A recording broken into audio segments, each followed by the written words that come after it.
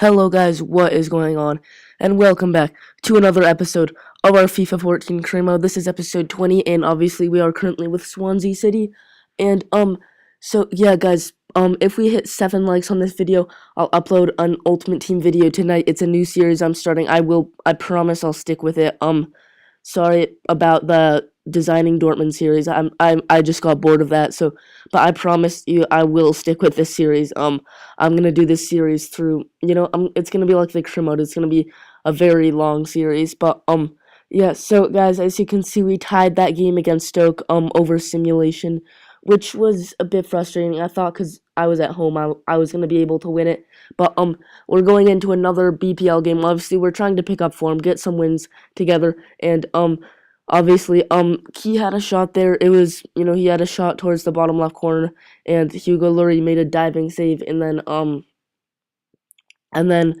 we had another chance. But here there's a big mix up through my defense, and Lennon comes through, but well, fortunately for us, he doesn't score. And then Nathan Dyer, again, he's fast, but I feel like his technique lets him down sometimes, and his shot is not great. So Nathan Dyer is an okay player, but he could be better. And then Jordi Amat here, I make a big mistake and give it right to Dembele, but our goalkeeper Corona, it makes another diving save. He is leaving at the end of the season, by the way. I got this email because his contract was expiring. So he's leaving at the end of the season, but I was never really planning on using him for a while anyways. But here I make a very, very big mistake, and I give it right to Bale, and Bale is the worst person you can give it to from right there. So Gareth Bale makes it 1-0, but Wilfred Boney comes through and makes it 1-1 here, who I've absolutely hated using. Wilfred Boney for me has been really bad. I just don't like him in career mode. I don't really know why, but we do draw that game, so thanks to Boney's equalizer, we get a draw at Spurs, which is not a bad away result. So and now we're going into the other North London team. We are up against Arsenal now, and obviously again I needed to stop drawing and start winning. Right now we're on 12th. I believe last episode we finished things off on 11th. But considering when I took over at Swansea, they were in 20th. It's been pretty good. But Key has a shot there, and the goalkeeper makes a brilliant save. Fabianski, I believe it is, and it's crossed in, and Mertesacker wins the header, and it goes back out to Dyer, who has a shot, and again the goalkeeper is there. So in the end, that doesn't come to anything, and then Jack Wilshere flips it up right to Willian, and obviously when I was at Chelsea, I sold him to Arsenal, and maybe that's why I sold him right there. He missed an absolute sitter. Then Dzeko has a shot, and then Arturo Vidal misses another sitter. I could not believe it. I really thought I was gonna be 1-0 down as soon as I saw Vidal running onto the rebound. This time Vidal finds Willian. Willian has a shot, and he almost scores against his old manager. So but instead we play it through, and Leroy Lita, look at this. He just turns, well, no, not that time, my bad, guys. That time, Lita just goes near post, and it's smashed, and, Fabianski's there. Then we head it down, and Fabianski easily has it. And then this time it's Tiana Dally. He gives it to Leon Britton, who I subbed in. He gives it to Leroy Lita. Lita with a nice little turn. And look at this finish. That is a beautiful finish from Leroy Lita. Lately, he's been getting us the goals that have got us wins, and that's been nice to have a reliable backup striker. But the truth is, he cannot suit my backup.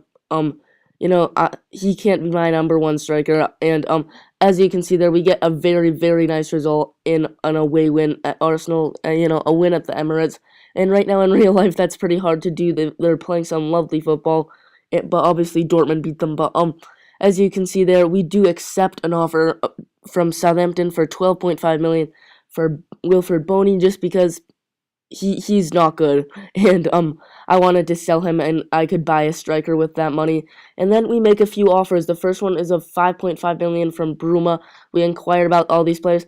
And then there's the youth player that I promoted at Chelsea, Lamberts. Obviously the 16-year-old who's 65 rated, and I think I could make him pretty good. Because obviously this Swansea career mode is a long-term project. So I make an offer for him as well. And then the last player, I inquire about Anthony Martial. Obviously I want to replace Boney with him because he apparently he has amazing potential and he's very very good in this game. So yeah, that's why. And as you can see there, Sporting CP accept our offer for Bruma, so that is very nice. So we're just gonna offer him a contract. Obviously, January for me, I knew it was gonna be critical in the Swansea career mode. So our team right now is it's not bad. Like I can still pull away wins. I believe I'm actually yet to lose a game, which is astonishing. But I've also been drawing a lot, and I just feel like our attack could be a little bit more deadly, like compared to Chelsea. Like at Chelsea, our attack was obviously, with Chelsea, I had a lot more resources, but our attack was very deadly. And it's games like this where I could use it because, guys, this was literally the most boring game of FIFA I've played against Man City. As you can see, we've had a difficult run-in of fixtures. And this was the only chance of the game, and I swear I'm not lying. On the 60th minute, Wayne Routledge hits the upright, and other than that, the game finished 0-0. Absolutely nothing happened in that game. But so that's when we could have used maybe a little bit of a more cutting edge attack, a little bit more dangerous. The attack that can actually make that final pass, and we need a player who can who's fast, who can cross it. We need a striker who's prolific. Wilfred Boney, that's the only goal he's scored for us, I believe. I think maybe the penalty too. But as you can see here, Lombards does accept the contract. I think he's gonna be a substitute for us, but he's gonna be he can come off the bench and maybe next season play in some cup games, similar to the role he had at Chelsea, I think. Because obviously I favor the youth players that I actually produce compared to the ones that are already at the club. So yeah, guys. But as you can see here, we have a game against Brighton in the FA Cup, and I decide to sim it.